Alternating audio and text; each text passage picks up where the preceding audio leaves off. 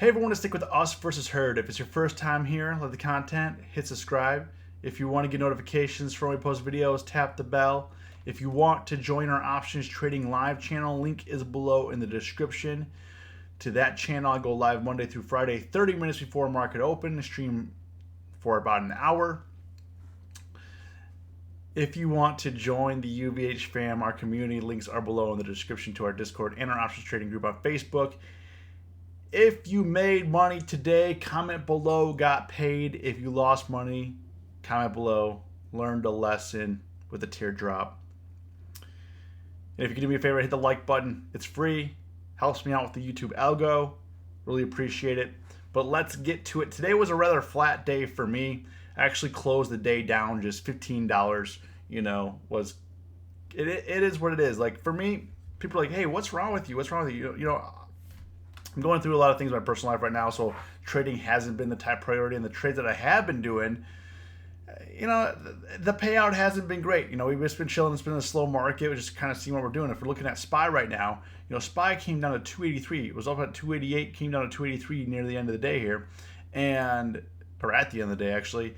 Right now, what I'm looking at is this range here between 280 and 290, and I'm thinking we're pretty range bound right now, which is nice. Being range bound is nice for options traders. You buy the dip, you sell the rip, you make money, right? But what's happening here, the range, as you can see, if we zoom in here, it's getting tighter. It's getting tighter. It's getting tight. And what happens, or what will happen eventually, I don't know when, but what's going to happen, we're going to have a huge rip up, or we're going to have a huge rip down. Now, it could go either way. So right now we're stuck range bound, probably because the market is digesting this drop. We dropped huge, we ripped back up, and now we're like, okay, how can we really price the future of the stock market? That's what it's trying to figure out. It's like, what can we do to price the future of the stock market? So that's what I'm looking at on SPY. Just play the range. Just play the range. Just keep it simple. Keep it moving. Today I'll bring on a chart here. So I made $168 on my Iron Condor for Disney. Disney closed at down 18 cents. It was flat at open. Made $168 right at open. However, I lost $66 shorting some calls on GM. Now, if I were to held those calls on GM pulled off basically an unexpected profit. They claimed that they made $294 in profit, $294 million, not 200. Who cares about $294? $294 million in profit, and it spiked up. And I sold it. When did I sell that? At $8.50. So I sold it right here on this candle down, because I'm like, okay, this might rip down and might push back up, and it did, but it ended up lower. I cut the loss. I should have been more patient in this market. In this market, I find that you have to be more patient. It's moving slow. You need to take it easy. And GM's doing the same thing that Ford did. Ford ripped up and then faded as well. GM ripped up and was fading. So I should have been more patient. Thankfully I made money on Disney, but it basically at a wash for today because of that. Right now that GM, I bought them back for. I bought the 21 calls back for $1.80. If we look at GM here, what were they going for? GM, those 21 calls. They were going for like a buck 10, buck 12, something like that. So that's $140. $140. I would have been making some money today. I still have on my protection. I still have the 25 call. That's basically break even for May 22nd. So if it bounces back, I could potentially make some money back there. But we're probably not going to be making a whole lot, since resistance for GM currently is at 24. So it is what it is, and I don't anticipate that ever happening. But I kept the call. Just maybe it will bounce up here. But looking at the market right now, looking like we're probably going to be seeing some more red this week. There's some potential to some downside in here. And Disney was flat. Like I said, it's priced in. Only other trade I did today is I bought the 435 put. Actually, no, I lied. I did an earnings trade, which I'll go over in a second here. The 435 put for next week expiration on Netflix, I paid $12.90 for it. I bought it at 9:40 a.m. this morning, and this is Netflix is kind of crazy, right? If we're looking at Netflix, I was anticipating just to day trade it, so I bought it at 9:40, which was right here. I was buying it right here. I was thinking it was going to top out, and it didn't. It pushed back up, and I actually let it go against my rules a little bit, and I was actually down like 250 on it at one point when it pushed up to 439. I'm like, you know what? I got a bunch of time. It's still a trade that I believe in because I still think that this 440 area is resistance. I think 440 is resistance. And sure enough, we popped up to 439.77 and then we faded. And right now on that position, I'm only down 15 bucks. So I was down 250. Now I'm down 15 bucks. So I stuck with the chart. I stuck with it. I'm like, okay, worst case scenario, this can go up to 440, see what happens. And really, it's not about how much money on paper I'm losing. It's sticking to the plan. And sure, I probably should have cut it when it popped up like to 436 area. I had an alert for 436, and I'm like, you know what? We're at 436 already. Resistance is at 440. Let's see what happens. And now I'm only down 15 bucks on it. So I'm hoping that we get a gap down tomorrow on Netflix. I feel like it just really, really kind of got out of control today. Hit resistance, and I think that hopefully we can come back down to like the 425, 427 area is kind of my goal in that trade. And I have some time. I have till next week on that. So, we'll see what happens. But my earnings trade for today, I did a LYFT and UBER pairs trade. And I haven't done a pairs trade in a long time on a pairs trade. And what I did on my pairs trade is I bought a put on LYFT and I bought a call on UBER. And really my thinking was on there, obviously it's a pairs trade, so it's safer. So, if they both go down, you make money. If they both go up, you make money. However, I decided to put a put on LYFT because I'm like, okay, they probably, their earnings probably are not good. Travel's way down. People aren't going to work. People aren't taking lifts. People aren't asking that. But Uber, on the other hand, they essentially, they're in the same boat, but they have Uber Eats, which is Uber Eats probably exploded. So that's why I lean towards the call on Uber and then the put on LYFT. However, as you can see, right now LYFT is up and Uber is up after hours right now. The stock prices are pretty much identical. LYFT's at $29.93 and Uber's at $29.75. And what I have right now on them is on Uber, I have the 22.5 put for next, the 25.5 put for next week expiration. I went into next week expiration for this. I didn't trade this week's expiration. I traded next week's expiration. So I have the 25.5 put on LYFT. And then I have on Uber, I have the 28 call. Okay. And at the time I have about 50 deltas. I had a 50 delta, I have a 40 delta on LYFT and a 52 delta on Uber. So we're up a little bit on the deltas on Uber. So right now Uber's up like 200. Uber's up $2. We're gonna be making like $200 on that. However, LYFT did cost me $187 for that. So, I'll be up a couple hundred, but we're gonna be down 187 on LYFT. But the one hope that I do have is tomorrow is Uber earnings, where I'm thinking is implied volatility is going to go up. People are going to pile into Uber now that I already have a position. I can let it run a little bit, pretty low risk. I can let it run a little bit. Implied volatility is not going to drop tomorrow, and Uber is probably going to run up a little bit because people are going to try to pile in before earnings. At least that's what I think. I mean, something totally could be wrong tomorrow. It could gap down. It could lose money. Who knows? But that's currently the trading plan. LYFT right now, their shares are up because they had more riders than last year despite the coronavirus.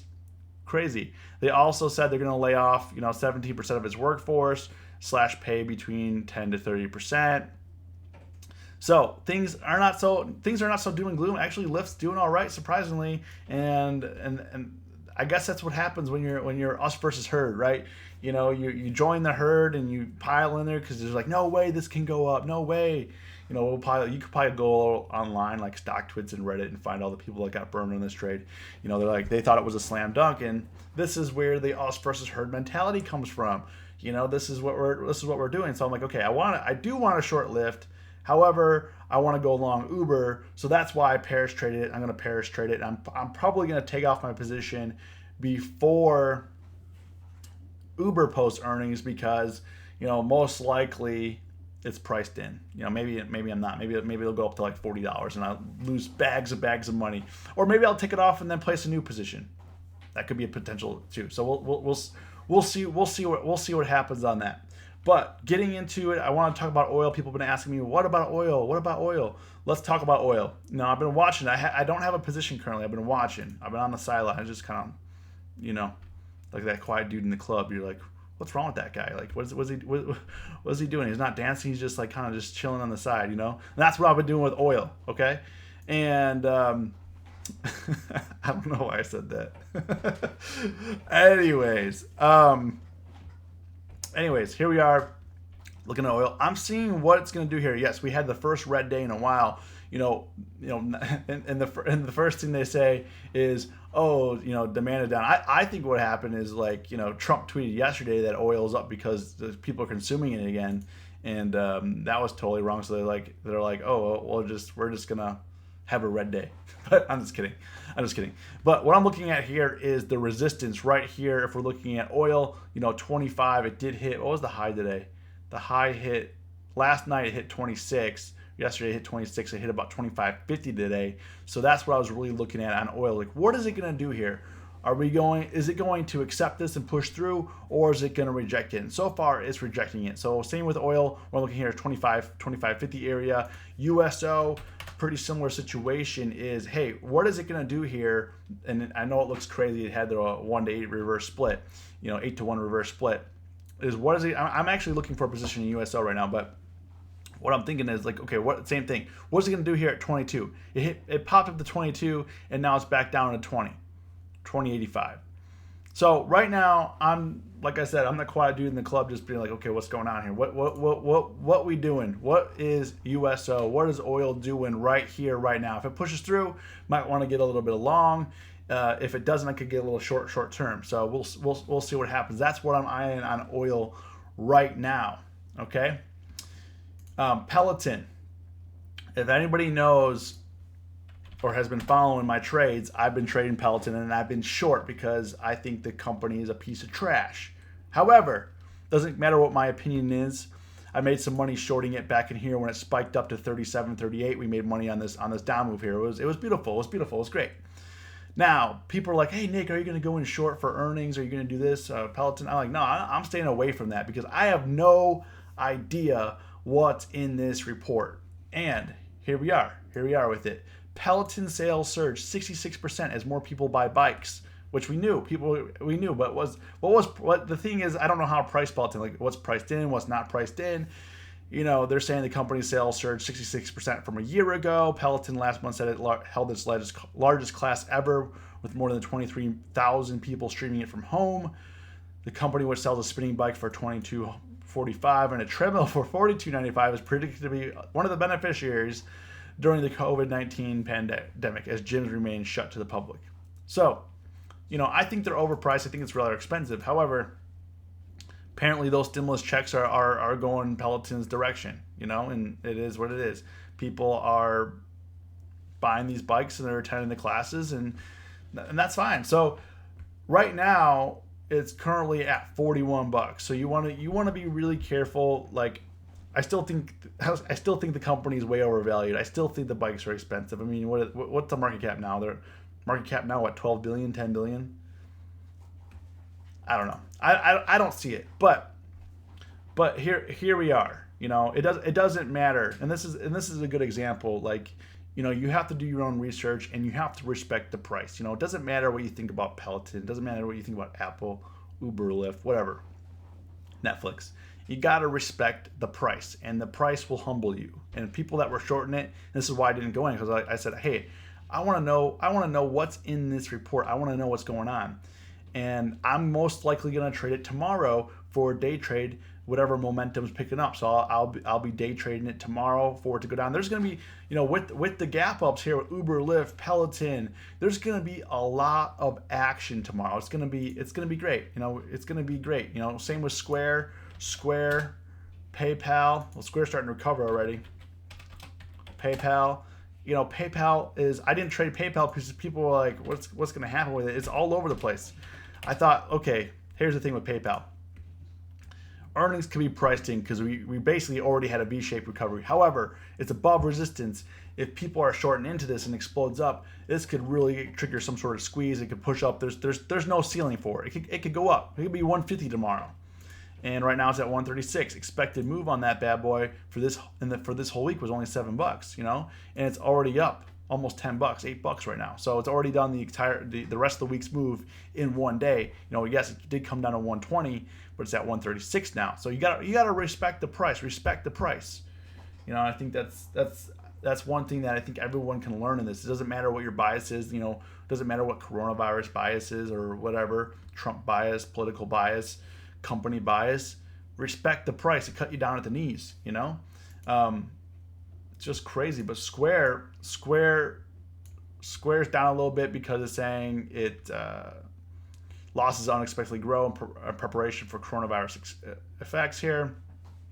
So I mean, most of the financials are down. Like banks are down, credit cards are down. So assuming that Square would be down as well, but you got to respect the price. You know, you just got to respect the price. Right now, Square, I mean, it closed at 68, it's at 65. I mean, it's coming back up. It expected move was $5.90, $6. So, you know, selling premium probably would have been a win on this if it comes back up to 68, 69 area would have been great. So that is what I'm looking at tomorrow. Looking to do some day trades on some of these earnings. Really, really focus in on these. I know I didn't cover all these, but tomorrow morning there's going to be JetBlue, Teva, Moderna earnings, and then after market close tomorrow is Roku, Uber, Dropbox, Booking, GoPro, and then we also have reports tomorrow, jobless claims, and all that. So tomorrow is going to be the day that it's gonna get a little cray cray. So if you watch this video to the end, comment watch to the end. Stay safe, stay green. It's us for Cert.